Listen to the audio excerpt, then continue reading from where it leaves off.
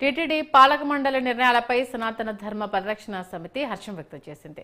అలిపిరి పాదాల మండపం వద్ద 1001 కొబ్బరికాయలు కొట్టి హిందూ సంఘాల నేతలు గరుడ విగ్రహం ముందు టీటీడీ చైర్మన్ బీఆర్ నాయుడు చిత్రపటానికి పుష్పాభిషేకం చేశారు. ఇక గతంలో ఎవరూ ఇలాంటి నిర్ణయాలు తీసుకోలేదని ఓంకార్ తిరుక్షేత్రాల రక్షణ సమితి అధ్యక్షులు తెలిపారు. సామాన్య భక్తులకు పెద్దపీట వేసేలా బోర్డు నిర్ణయాలు ఉన్నాయన్నారు.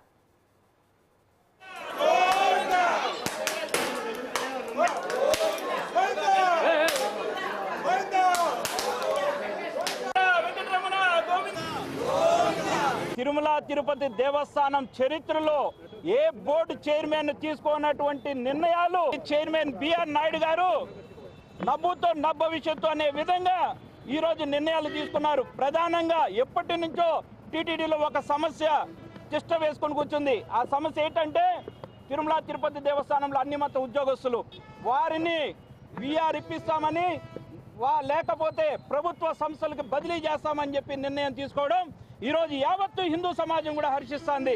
అదే విధంగా గత